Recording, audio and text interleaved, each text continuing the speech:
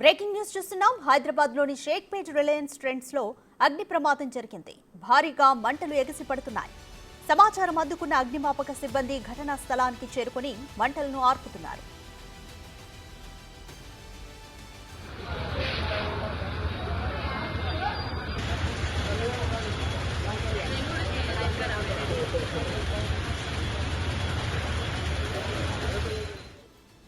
హైదరాబాద్ లోని Shaikpet Reliance trends లో అగ్ని ప్రమాదం జరిగింది. భారీగా మంటలు ఎగసిపడుతున్నాయి. ఆకాష్ ఇన్స్టిట్యూట్ లో ముందుగా ఈ మంటలు ప్రారంభమయ్యాయి. ఆ తర్వాత రిలయన్స్ ట్రెండ్స్ కు మంటలు వ్యాపించాయి. బిల్డింగ్ పై ఉన్న ముగ్గురిని ఫైరింగ్ సిబ్బంది కాపాడారు. మాదాపూర్, లంగర్ హౌస్, పంజాగుట్ట నుంచి వచ్చిన ఫైర్ ఇంజిన్లు మంటలను ఆర్పేస్తున్నాయి.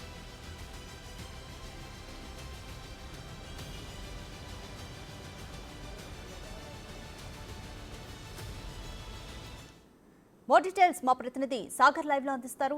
సాగర్, రిలయన్స్ ట్రెండ్స్ లో మంటలకి కారణం షార్ట్ సర్క్యూట్ అయినా ఆస్తి నష్టం ఎంత మేరకు జరిగింది?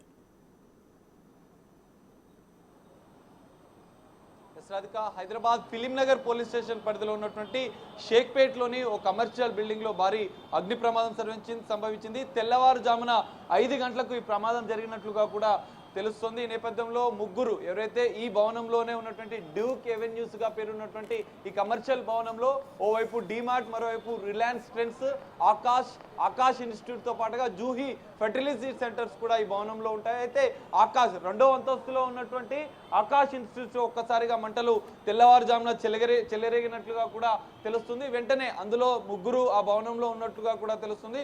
ప్రమాదం జరిగిన వెంటనే ఆ ముగ్గురు అగ్నిమాపక సిబ్బందికి ఇటు పోలీసులకు సమాచారం అందించారు. అయితే వారు అగ్ని ప్రమాదం ఎక్కువగా ఉన్న నేపథ్యంలో కిందికి రాలేని పరిస్థితుల్లో ఆ ముగ్గురు కూడా భవనం పైకి వెళ్ళిపోయారు. అగ్నిమాపక సిబ్బంది సంఘటన స్థలానికి వెంటనే చేరుకొని మొత్తం పరిస్థితిని సమీక్షించి మంటల్ని అదుపు చేసే ప్రయత్నం చేశారు. అయితే భవనం పైన ఉన్నటువంటి ముగ్గురిని సురక్షితంగా అగ్నిమాపక సిబ్బంది కిందికి తీసుకొచ్చారు. దీంతో ఎలాంటి పెను ప్రమాదం అయితే తప్పిందని చెప్పుకోవచ్చు. ఎవరికి గాయాలు కాలేదు. అయితే ఈ రిలయన్స్ ట్రెండ్స్ భవనంలో ఉన్నటువంటి ఈ భవనంలో Reliance trends ground floor +1 G+1 లో రిలయన్స్ ట్రెండ్స్ ఉంది. సెకండ్ ఫ్లోర్ లో ఆకాష్ ఇన్స్టిట్యూట్ ఉంది. థర్డ్ ఫ్లోర్ లో జూహీ ఫర్టిలిటీ సెంటర్ ఉంది. సో ఈ నేపథ్యంలో ఈ భవనానికి సంబంధించినటువంటి రెండో అంతస్తులోనే ఈ ప్రమాదం జరిగినట్లు కూడా అగ్నిమాపక సిబ్బంది తెలుపుతున్నారు. ఈ నేపథ్యంలో కింది వైపుకు మంటలు వ్యాపించకపోవడంతో రిలయన్స్ ట్రెండ్స్ మాత్రం ఈ ప్రమాదంలో మంటలు వ్యాపించలేదని చెప్పుకోవచ్చు. పైన ఉన్నటువంటి థర్డ్ ఫ్లోర్ లో ఉన్నటువంటి జూహీ ఫర్టిలిటీ సెంటర్ వరకు అయితే మంటలు వ్యాపించాయి. ఈ మొత్తం పైన ఉన్నటువంటి 3 అంతస్తులకు మంటలు వ్యాపించడంతో దాదాపు ఇక్కడ సరౌండింగ్స్ లో ఉన్నటువంటి దాదాపు 5 ఫైర్ ఇంజన్లు మంటలను అదుపు చేసే ప్రయత్నం చేశారు. సో మొత్తంగా ఇప్పుడైతే కొద్దిసేపటి క్రితం మంటలు పూర్తిగా అదుపులోకి వచ్చాయి.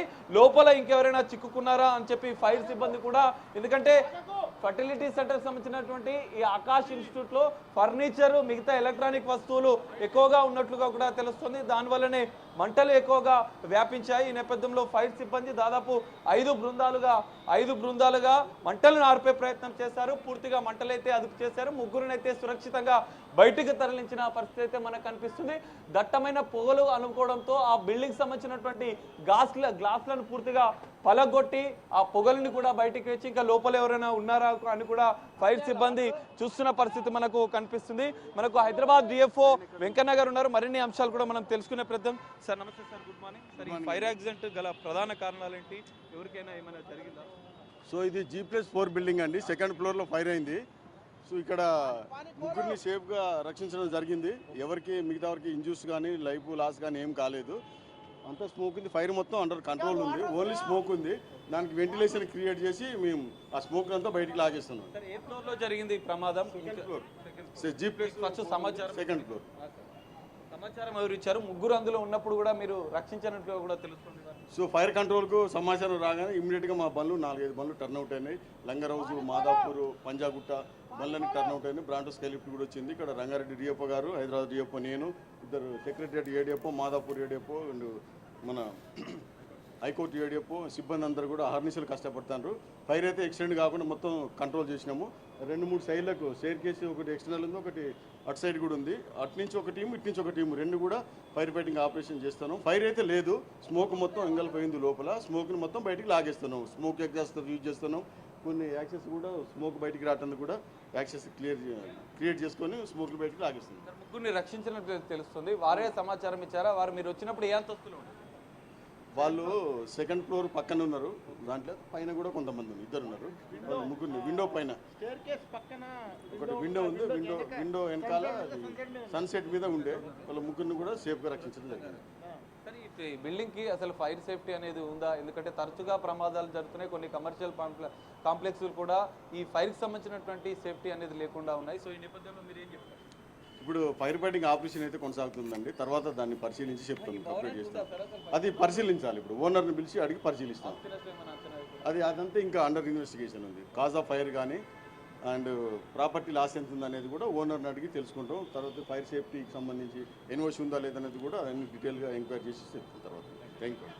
ఇది పరిస్థితి. అంటే ఈ భవనానికి అసలు ఫైర్ సేఫ్టీ కూడా ఉందా లేదా అన్న కోణంలో కూడా ఫైర్ అధికారులు అయితే దర్యాప్తు చేస్తున్నారు. పూర్తి స్థాయిలో మంటలు అయితే కొద్దిసేపటి క్రితమే అదుపులోకి వచ్చాయి. అయితే ఎలాంటి ప్రమాదం జరగకుండా ముగ్గురు ఎవరైతే చిక్కుకున్నారో వారిని సేఫ్గా తెల్లవారుజామున అప్రమత్తమైనటువంటి వెంటనే ఫైర్ సిబ్బంది సంఘటన స్థలానికి సకాలంలో చేరుకోవడంతో పెను ప్రమాదం తప్పిందని చెప్పుకోవచ్చు. ఎందుకంటే 2వ అంతస్తులో ప్రమాదం జరిగితే 2వ అంతస్తులోనే ఒకవైపుగా ముగ్గురు వెళ్ళి ఆడ తలదాచుకున్నారు. వారిని వెంటనే ఫైర్ సిబ్బంది సురక్షితంగా కిందికి రప్పించడంతో ఈ పెను ప్రమాదం అని తప్పిందని చెప్పుకోవచ్చు. ఆకాశ్ ఇన్స్టిట్యూట్స్ లో ఉన్నటువంటి ఈ సెకండ్ ఫ్లోర్ లో ఇంకా సహాయక చర్యలు అయితే కొనసాగుతున్నాయి. ఫైర్ అయితే పూర్తిగా అదుపు చేసినటువంటి ఫైర్ సిబ్బంది ఇంకా లోపల ఎవరైనా ఉన్నారా అన్న కోణంలో కూడా లోపలికి వెళ్ళి చూస్తున్న పరిస్థితి. పూర్తిగా మంటలను అయితే ఫైర్ సిబ్బంది అదుపు చేసిన పరిస్థితి కనిపిస్తుంది. హైదరాబాద్ నగరంలో ఈ కమర్షియల్ కాంప్లెక్స్ ఎలాంటి ఫైర్ సేఫ్టీ లేకుండా ఈ ఉండడం వల్లనే ఇలాంటి ప్రమాదాలు జరుగుతున్నట్లుగా కూడా ఫైర్ అధికారులు చెప్తున్నారు. మరి ఈ బిల్డింగ్ కి ఎన్ఓసి ఉందా లేదా అన్న కోణంలో కూడా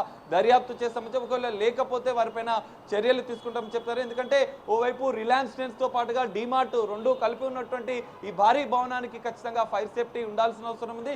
నిబంధనలు ఉల్లంఘించిన ఈ భవనం పైన కూడా చర్యలు తీసుకుంటామని చెప్తున్నారు. పూర్తి స్థాయిలో యజమానులు వచ్చిన అనంతరం ఆస్తి నష్టం ఎంత మేరకు జరిగిందని చెప్పి కూడా తెలుస్తుందని చెప్పి దర్యాప్తులో ఈ విషయాలు అనేది బయటపడతాయని చెప్పి fire safety DFO district fire officer Venkanna కూడా మనకు చెప్పిన పరిస్థితి అయితే కనిపిస్తుంది. మరి ఓవరాల్ గా హైదరాబాద్ నగరంలో ఇలాంటి ఘటనలు తరచుగా ఈ మధ్య కాలంలో అగ్ని ప్రమాదాలు పెరుగుతున్న నేపథ్యంలో కమర్షియల్ కాంప్లెక్స్లే కావచ్చు, రెస్టారెంట్లే కావచ్చు, వాళ్ళందరికీ ఫైర్ సేఫ్టీకి సంబంధించినటువంటి స్పెషల్ డ్రైవ్ కూడా చేసే అవకాశం కనిపిస్తుంది.